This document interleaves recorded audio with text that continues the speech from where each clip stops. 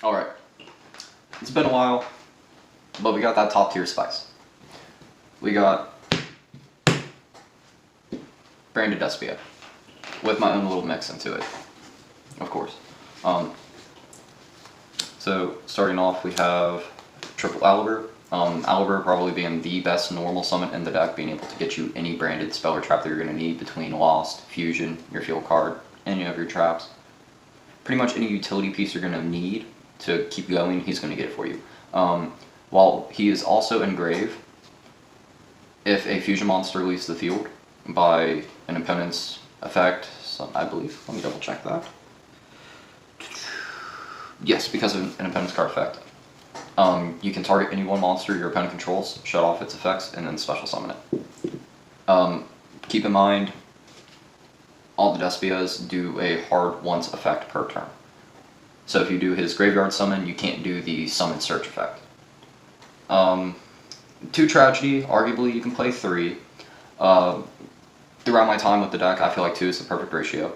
So with tragedy, its little niche thing is, if it is sent to grave or banished by a card effect some way, somehow, it doesn't matter, it will get you any Despia monster. Usually you're going to go for your Aliber, or you're going to try to get some extender piece or big body piece, something like Aliber or Dramaturg. While this card is in your graveyard, you can actually banish this and then set any one branded spell or trap from your grave to the field, which honestly, who doesn't like recycling your fucking resources? I mean, come on. With that being said, we play the one Aliber of Despia. While he's, like if he's on your field, obviously you can make all monsters, including your opponents, gain, I think it's 100 attack based off of its level that it is. So if, say he's on board and my opponent has like a level 1 Flunderies thing, his Flunderies would gain only 100, and then my Aliber would gain 8. And then if you use it for fusion summon, a fusion material, you get to target any one Despia or fusion monster that is banished or in your grave and summon it. I think there is a restriction to the fusion monster target. Let me double check. Yes, it is a level 8 or higher. Dramaturg. Honestly, I think Dramaturg is probably my favorite one on the low. If you use it for a fusion material, you get to special summon it back. It doesn't matter if it's sent to grave or banished. If any type of fusion, synchro, link, or XD summon happens while this card is face up on the field, you can target one face-up monster and just negate its effects, point blank. Getting into, I guess, more the Albaz form of the branded, we are looking at 2 kit. So, kit's an okay normal summon. It's your weaker one compared to your Aliber, mainly because if you're sitting down and looking at this deck, you really want to keep all your resources to just play off. So when you summon kit, you can search for a branded spell or trap and then take a card from your hand and place it on the bottom of your deck. You do not have to normal summon this card. You can also special summon it if you control a fusion monster that mentions Fallen of Albaz as the material on field. Oops. Speaking of, we have 2 Fallen of Albaz. Unless you've been sleeping under a rock, you discard a card and then fusion summon using it and then a monster your opponent controls. I'm not 100% sure on how I feel about some of the cards that are in the deck, though. As of right now, I changed it up for just playtest reasons, but as currently I'm running 1 Albaz the Asian. So with him, when he's on the field, he will gain 200 attack for each monster in my graveyard. And I'm gonna be honest, that's the only thing I remember. It just becomes a big body. It's also treated as Fallen of Albaz while face up on the field and as graves and engrave, so I guess, you know, kind of fills in name and also attribute and typing for some fusions. The 1 Albion, again, same thing as Asian, treated as Albaz while field or grave. So with him, you have 2 things you can do. You can either send a branded card from your hand and special summon him from your hand or your graveyard, or if you send a branded spell or trap from your deck to your graveyard while he is, again, in hand or grave, you get to place him on the bottom and then draw a card. So, I mean, what are you going to do? You're going to draw. We play 1 Mercurier just because we don't want our opponent to have a monster effect while we have a fusion monster that mentions Fallen of Albaz. But another thing about McCourier is if you are in a situation where you already resolved tragedy and you wish you had the one like extra extender, something like Kit, and you have a gold Stark, you can banish that off, get your search for Kit that way. Fallen of Albaz that way, or any monster that mentions Fallen of Albaz in its card text. So my little spice engine. We're playing a 5-card Dogmatica engine. So we're playing 2 Ecclesia. So with Ecclesia, if there is a monster from the extra deck face up, you get to special summon it. If Ecclesia is normal or special, you get to search for any Dogmatica card and add it to your hand. So it can be a monster, a spell, or a trap. And like I said, it's a 5-card engine, so we're cutting it short and simple. We're just playing Fleur-de-Lis. Fleur-de-Lis is a quick effect. Only if a monster is on the field from the extra deck, of course. You can special summon it from hand.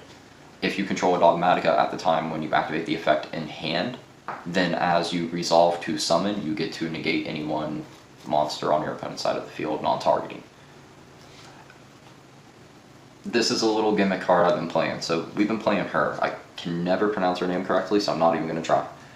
So the thing with her is not only is she a 24 body, she's also fairy, which also fits the theme of Despia and all that. It works with your branded theater as well, because it's a non-fusion fairy effect monster. I believe it has to be effect. We'll find out as we get to the card. Whenever a fairy monster activates its effect while that card is in hand, you get to special summon the card. So my little gimmick for running it is I'm hopefully wanting to see it with the Aliber, so that way I can go normal summon, on summon search, chain link to this, so that way I can chain block if they have like an Ash Blossom or something. Hexial Fusion, it honestly doesn't matter which one you want to run. I personally like the light one, mainly because the deck is full of darks, and I feel like the light ratio just isn't there for some of the fusion monsters. While he is face up on the field or in your grave, technically is the only time he is treated for any fusion material. If you send him from deck to grave, deck to banishment, or if you shuffle him back from banishment, it's just treated as a light rock, that's it. He's pretty much your substitute for anything that you want to make in your extra deck, which is phenomenal because you can touch like Dragoon, you can touch, like if you're running it, if you play like branded heroes and you decide you don't want to play Rainbow Dragon, you can just make that your Rainbow Dragon, for example. Like, it kind of just fills in space as need be. And then, you know, that's kind of it for the monsters. Moving into the spells, of course, good old triple branded fusion. Sending the fusion materials listed from hand or deck to grave to be able to fusion summon a fusion monster that mentions Fallen of Albaz. We play 2 copies of Branded in Red. So with Branded in Red, you can either target any Despia monster or Fallen of Albaz, add it to hand, and then you can choose to fusion summon with monsters from your hand or field by banishing them. So meaning you do not have to fuse the target you add back unless you want to. So that's just a little nice niche thing that they're doing for people that discover this and don't really know much about the deck. We have 2 copies of Theater. Speaking of. Yes, so it doesn't have to be an effect monster, so it could be a vanilla fairy. So with this thing, it allows you to just fusion summon again if you need to. And then the nice thing about this field spell, which honestly, it's crazy how strong this thing can be at times. So if any fairy non-fusion monster lose your field, which is pretty much anything Despia, you get to take a level 8 or higher fusion monster in your graveyard and just special summon it. We are playing Dogmatica, so we are playing the Nadir Servant. My main reason as to why I play Dogmatica is I want a way to, like, if I brick, like, hardcore, no way to fuse, no nothing, no way to, like, really dig around to try to get what I need, but I open up Nadir, I can just use Nadir, pitch any one of my fusions where I would end phase get an effect for, like, a branded spell or trap, like, for example, Albalinus or Albion. I think I said his name correct on the first one. I hope to God I did. so that we can get like Brand Fusion, like your other fusion cards, and whatever else that you're gonna need. Again, Pivotal card gives you resources, amazing. Also gives you a counter for a 50 sub monster your opponent controls. So I mean, hey, you're gonna get what you're gonna want, and also have a way to say screw you. Because of Tragedy and Mercurier having the banishment effects, we run 2 Allure because also the hand size matters, seeing your resources diffuse matter, or just trying to dig to get your resources to play start, pretty much. Some people will argue that it's not really the best card to play, but throughout all my time of playtesting, this is probably the card to play if you're looking for draw engine. Because we can, and we want to run a board breaker, we can run 2 Super Poly instead of 3 and get away with it.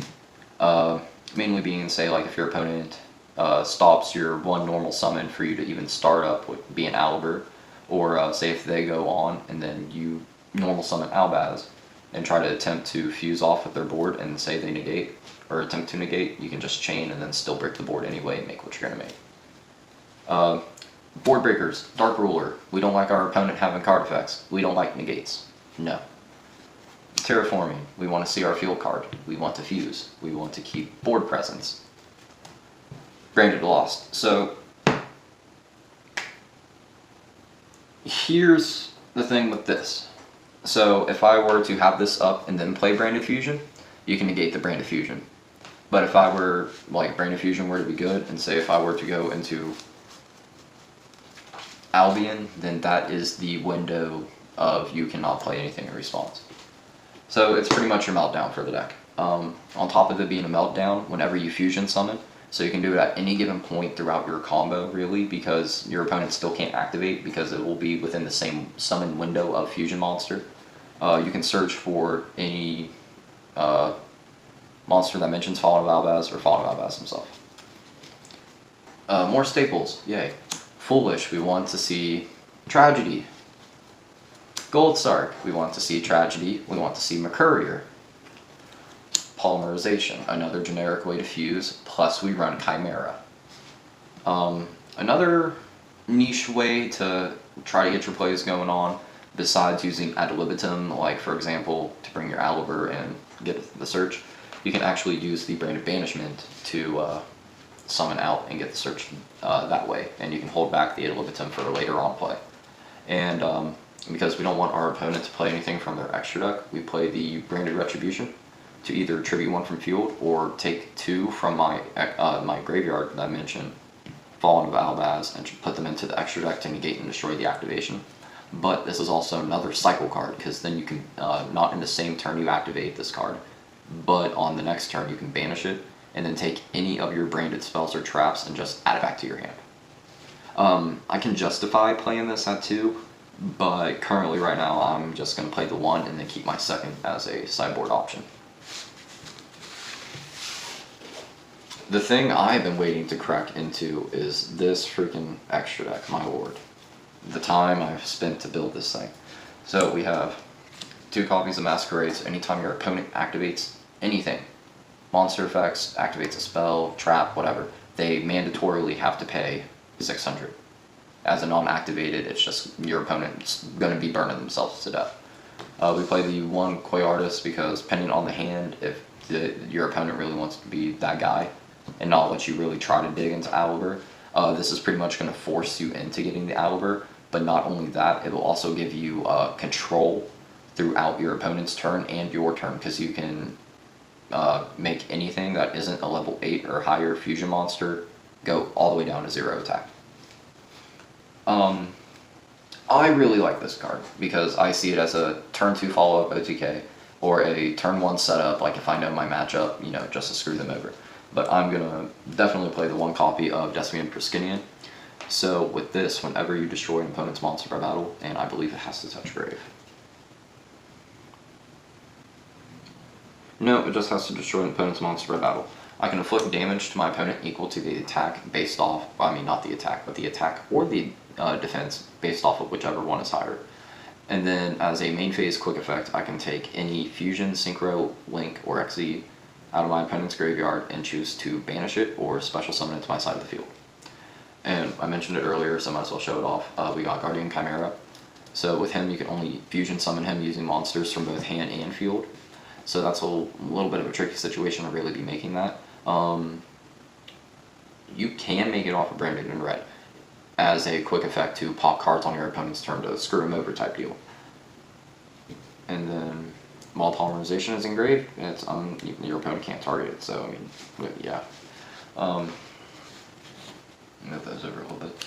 So we got the one copy of Titaniclad. We are playing Dogmatica. That's the main reason why I'm running it. It's just pretty much another way for me to dig and get into it whenever I need to. Honestly, that's it. That's the only reason why I run it. Other than that, it's a really good super poly target. Making it like you can make it at the bare minimum a 3k plus monster. So I mean, hey, there you go. And it's unaffected by stuff from the extra deck, even better. The Albalenitus. So the this guy's pretty cool. You can either choose to fusion summon him by using multiple dragons. It doesn't have to be one. It can be like 3, 5, however many. It is a contact fusion card, so therefore you do not have to activate any form of fusion card to make it. So for every dragon material that you use, excluding, Fallen Valvaz, but every other dragon that you use, he gets an attack per dragon that you use, and he's already at 25. So I mean, if you board wipe your opponent, make him 4 smacks, done. I mean, okay. I almost lost track of where I was. So we're gonna definitely run 2 copies of Albion. Albion, in my opinion, is probably my favorite one to make, just because he allows me to fuse from both hand, field, and grave without really having to screw around with my banishment. And then, if he is sent to grave, I get to take Branded Spell or Trap, set it, or add it to my hand. 2 copies of Lubellion. Lubellion being your recycle card of the deck. So you get to take back your monsters and put them back into your deck, your extra deck, and doing so you still get to fuse. The only thing that sucks with this is you cannot legally make Mirror Jade off of it if my memory serves correct, which sucks. Speaking of Mirror Jade, we run 2. Being able to send any fusion monster from my deck to Gravest Cost, and then, from my extra deck to Gravest Cost, apologize. And then just a non-target banish any one monster on the field is nuts. So if you have the correct hand on a turn 1 setup with that Libitum, and you can end by getting your Branded in Red, or if you already open it, hey, cool for you. That means you just, more fodder, more fusions, go for it. I'm not stopping you.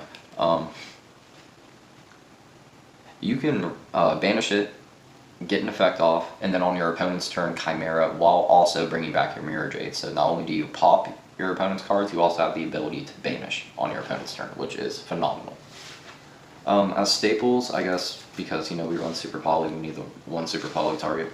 And I would run a copy of Dragoon, because Light Hexial counts for anything, so make it count for my Dark Magician. Everything else is a dragon that meets the requirement to make it, so screw it. Anyway, that's the profile for you guys. Hope you guys enjoyed. Yeah, this is really a deck that I've taken a lot of time and effort into, so I would like to hear feedback. Like, comment, subscribe, hit the bell, all that. Comment down below what you guys think, and we will catch you guys later.